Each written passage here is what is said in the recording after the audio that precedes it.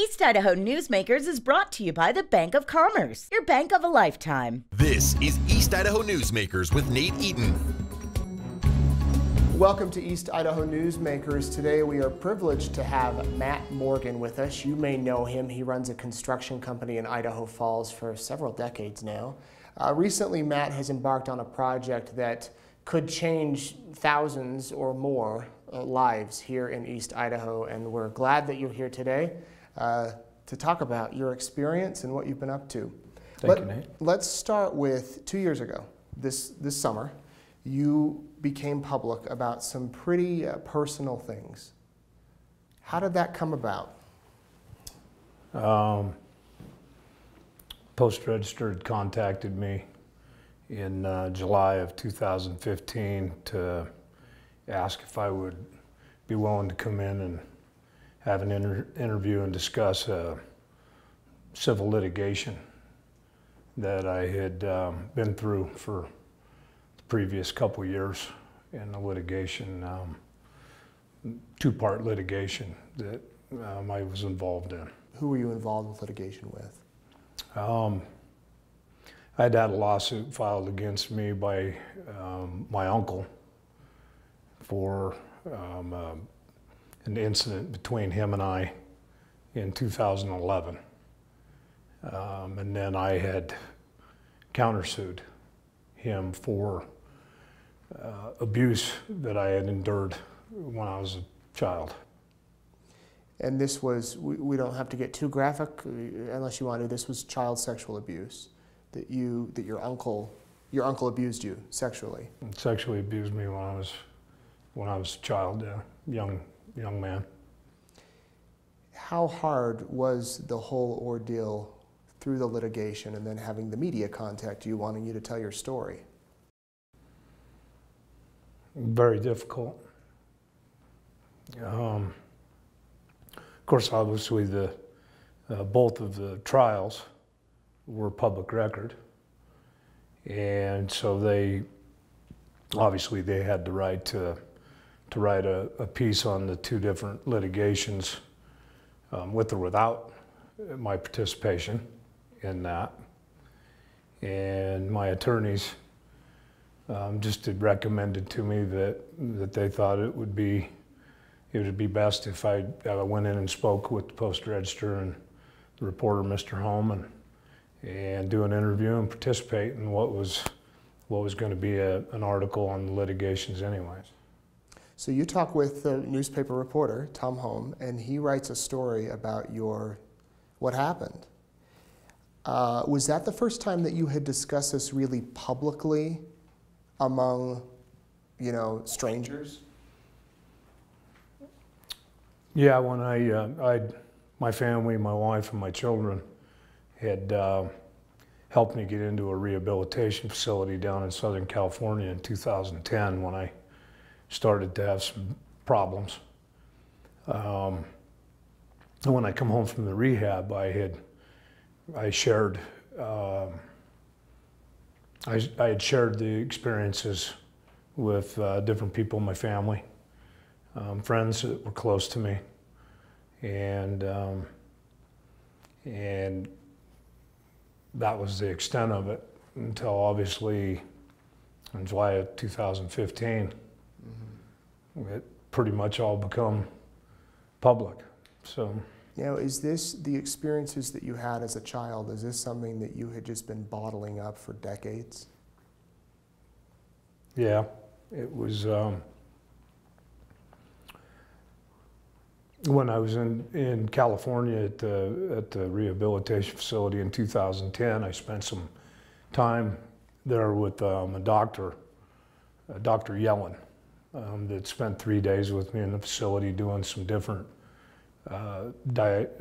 testing procedures. And while I was there, I was diagnosed with post-traumatic stress disorder, and what they call with that is dissociated amnesia, which was in 2010. I had started having some nightmares that I hadn't had for decades since I was young. And it, over a short period of time, it become very debilitating for me. And it's my wife and kids got me into this facility, and I was able to get professional help down there to work through the details of the reality, and that the dreams I had been experiencing actually were my reality. And I spent a little over 30 days down there working through that, and them helping me understand and explaining to me the dynamics of this PTSD that I had actually been living with through my teenage years and my adult life. So you start having these dreams. Your wife says, we need to figure out what's going on here. You go to this facility in California, and that's kind of when it was figured out through these diagnoses that you were sexually abused as a child. Is that right? That's correct. So then you decide to, you have to take litigation, you have to take legal action against the perpetrator. No, when I come home in 2010, I came home and looked for some continued counseling. And after 9 months, I started to struggle again, and I got back to my old habit of drinking, which has always been a problem for me in my life. And in 2011, I was getting rather frustrated, and I decided that in my best attempt to try to reconcile with those experiences when I was young, is I decided I needed to go and have a conversation with my uncle. And in that, I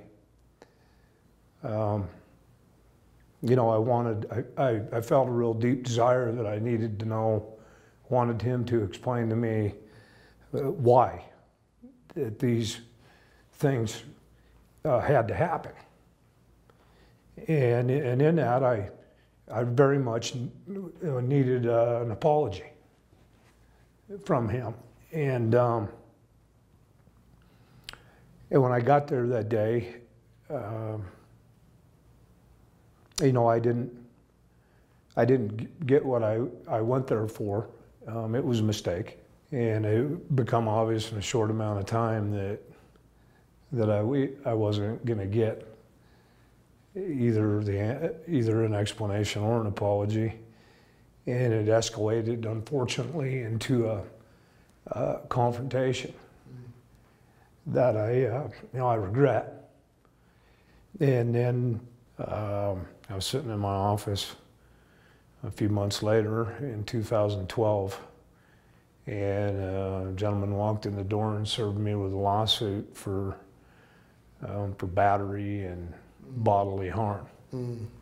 I see. And so he had, and at that point, I had some people that had helped me find a counselor with Mr. Tom Tuller at Tuller's Counseling, and I had been, from that day that incident had happened, I had gotten back into therapy, and I was I was going twice a week for 2 or 3 hours at a time, and I was making quite a bit of progress in working through the issues. And then when he sued me, I just, I had a hard time accepting that, and I didn't want to go sit in the courtroom as a defendant. And that's when you countersued.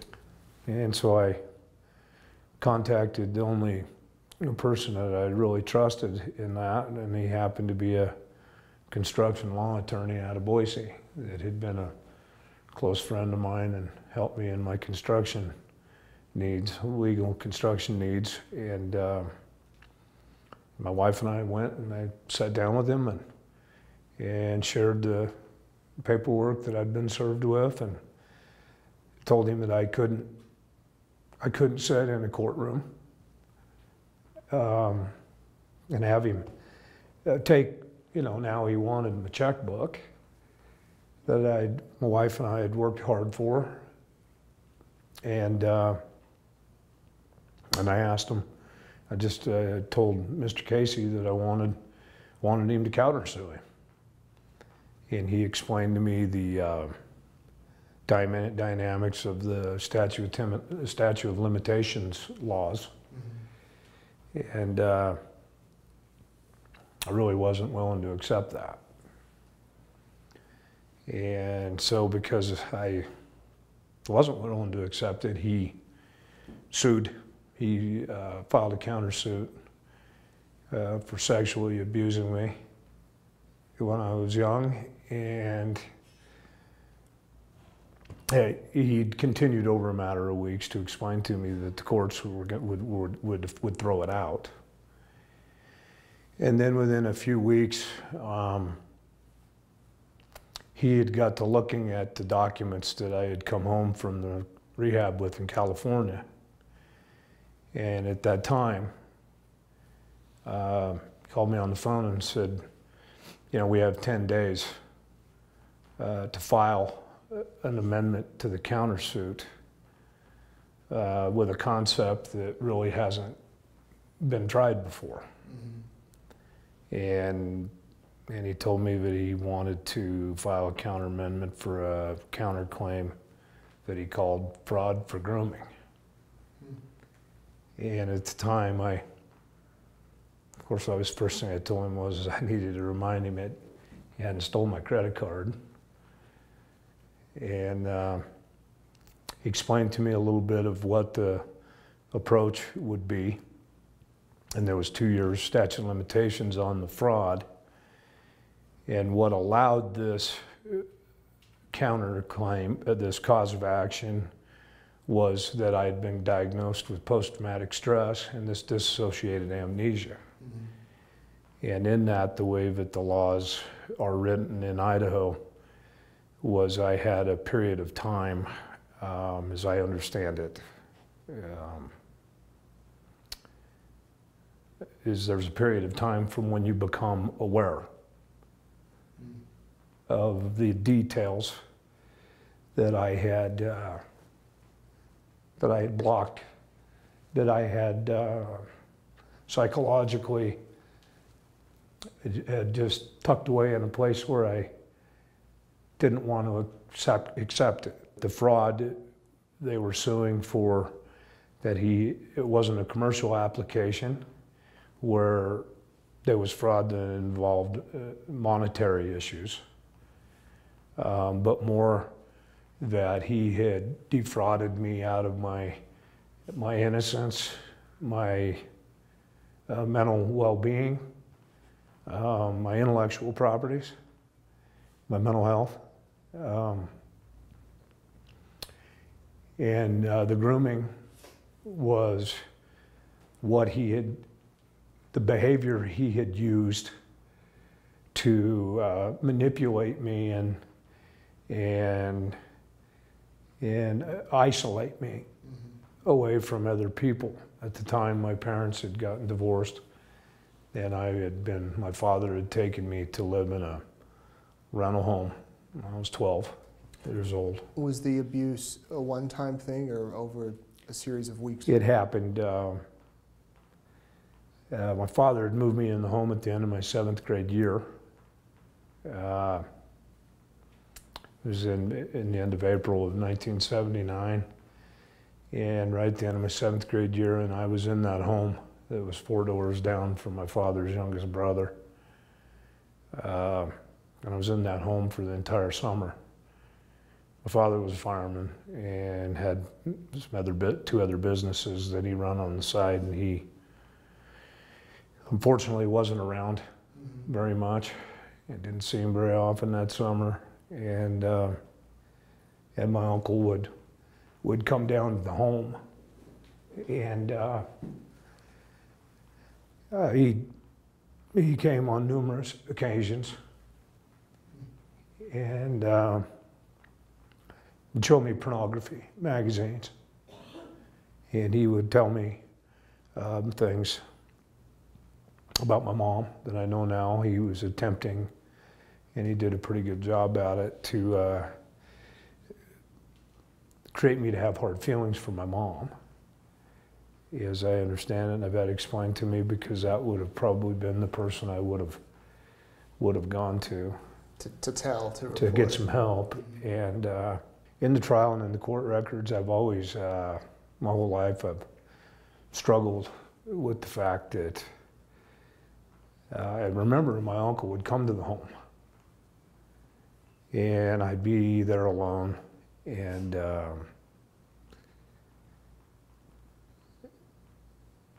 he would come down, and I remember the magazines. I testified to that in the trial. And it's always has bothered me in all my adult life, something that I'd kept to myself. And I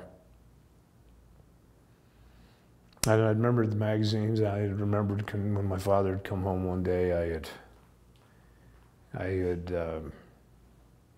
created some damage in the home. And I was 12 and just turned 13 that summer. And I'd asked my father if he could, if my uncle could not come down there anymore. He was showing these magazines, and as the court records show, I testified to, and my father testified to, is when I asked for help that day, my father beat me. And that was pretty much, I know now, I just had resigned at that point in time to what was happening. I've always, in my adult life, I've spent a lot of time pondering that period of time in my life that I just was unable to process him leaving after he would come there. And I just couldn't. I just didn't have the ability to access the physical part of what he would do to me. So in 2010, I was 44 years old, and it came. It came. It came. We're going to take a quick break here. When we come back, I want to talk about what you decided to do, or what happened when you spoke with the Post Register, the reaction from the community and people all over the camera's off now. Just one, yeah, we're going to turn them off in a minute. And then we'll talk about what you're doing now to help other victims. So here's a word from our sponsor, and we'll be right back. At the Bank of Commerce, we understand the hard work, determination, and sacrifice it takes to run a successful business. That's why we're here every step of the way to help make your dreams come true. The Bank of Commerce, your bank of a lifetime. Welcome back to East Idaho Newsmakers. Today we are hearing the very personal story of Matt Morgan, who has taken a real challenge in his life and is trying to impact others in a positive way throughout the world. Before the break, we heard Matt's story. You decided to speak to the Post Register. The paper goes out. What was the reaction once all of your neighbors and friends read your story? Well, when we'd done the interview at the Post Register, Tom and the editors had told us the interview was in May, and they had given us a date. They had told us it would be July 19th in the Sunday paper. And in that, they were going to be looking through the court records and making some phone calls and checking their facts, which I appreciated. So you had 2 months, though, to think about it. Yeah, there was 6 to 8 weeks, roughly 6 to 8 weeks to think about it and know that it was coming. And my wife and I, we have a cabin up in Palisades, and we went up there, and And quite honestly, Nate, it was very difficult couple days. They did share with me that they were going to use the word rape. That was difficult for me.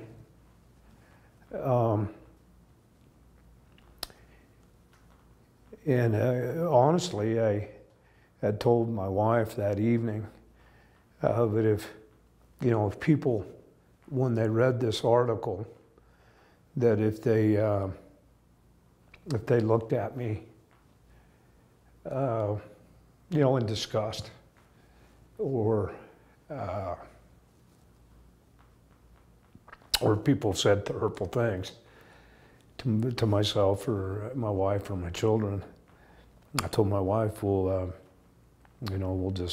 sell what we got here in Idaho, and we'll pack up and we'll leave, and we won't come back. Wow. But that's not what happened.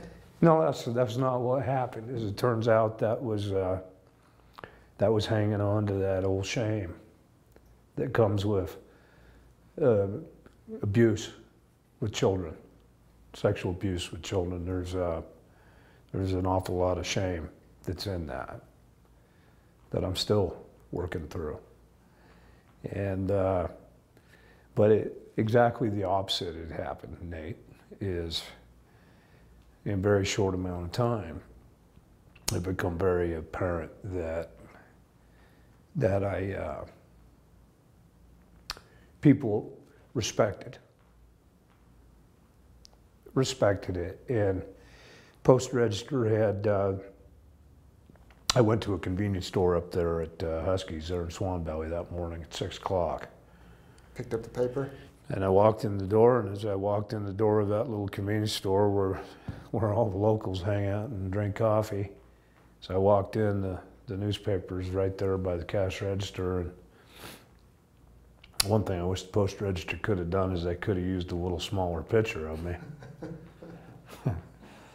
As it wasn't hard to miss when I walked in the door. And I walked past it. I went and got me a cup of coffee.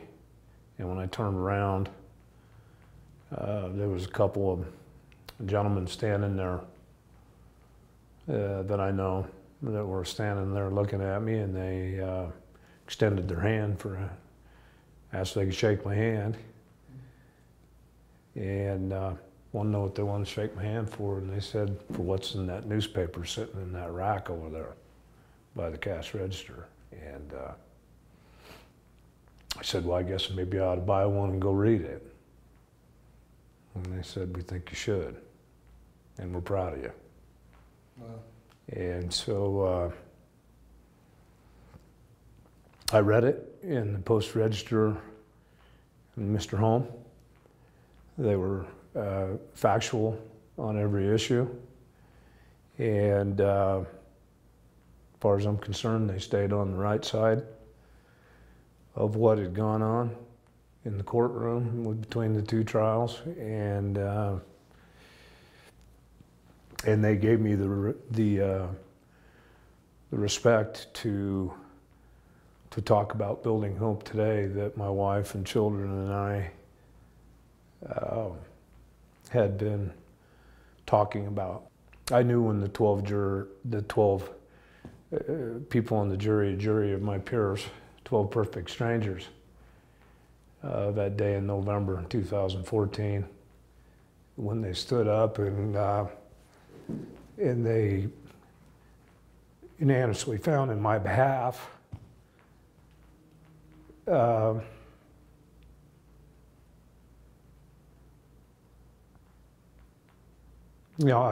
knew that day I wanted to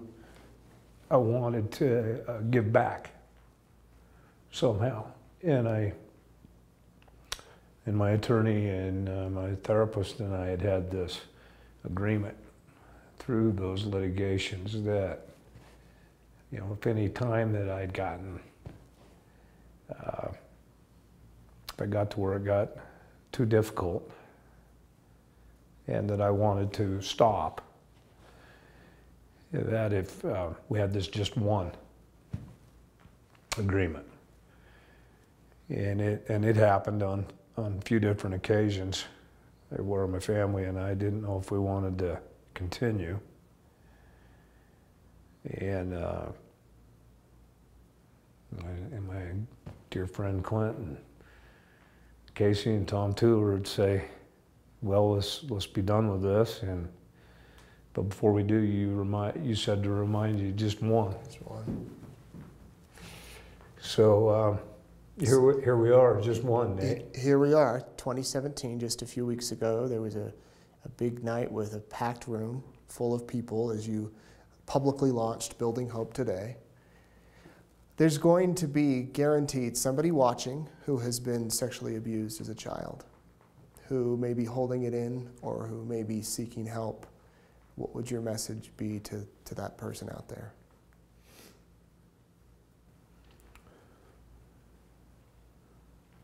Hope means hang on, pain ends. And I had, and I still do, is, you know, if you're willing to give yourself a chance and get some help and accept your own truth. And if you can work through the issues that come along with getting that help, that it's there's no finish line. I struggled with that for quite a while. Is when you decide to confront those demons in your life, whether you have awareness in those throughout your life or you struggle with this condition that I did. And when that time comes, it can get better. And it takes a lot of commitment, and it takes a lot of time, and it takes an awful lot of love and support from your family. And it, you know, those old wounds with enough time and work and commitment, those wounds, you can turn those wounds into scars. They're on the inside, like a scar that you'd have on your body that you'd got from something physical. You know, you have those scars, and you know, I have a few of those on my body, and you look at them and you see them, and you know that you're there, and you know where you got them, but you live with them. And in that, I've found just in the last few years, as I've been able to, it's been about almost 2.5 years now that I've sustained from my old counselor, Jack Daniels. Congratulations. Thank you. For me, it was always something that I did in excess. That was a problem for me. And I know now it was just it was just self-medicating things I didn't want to deal with. You know, I have this thing I call the God of my understanding. In that a few years back when I decided it was time that I needed to quit drinking if I was gonna be able to move on in my life. And I was going to find if there was going to be a chance for peace and some, you know, contentment in it, that I needed to go it. I needed to wake up every day and do it real. And in that, I started doing some of my own praying. And never really been a man that believed in a God. And in that, I hold that pretty special to myself. And in that, I feel like I'm walking lighter on my feet. And I feel calmer. And I'm not at contention. I don't have this internal conflict that I'm battling every day. I'm moving past it. It feels good, and I really want that for other people. Well, this will be online forever.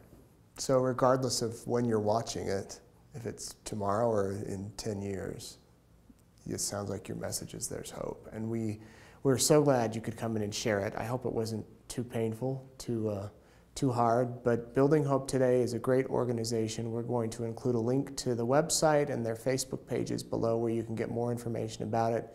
Matt Morgan, you're an inspiration. We're glad to have you in our community. We're glad that you're speaking out. It's rare to find men who have been sexually abused who will share their story, but we know that there are so many out there that are in silence. And so you have inspired a lot of people today. Thank you, Matt Morgan, and thank you for watching East Idaho Newsmakers. Have a good week. East Idaho Newsmakers is brought to you by the Bank of Commerce, your bank of a lifetime.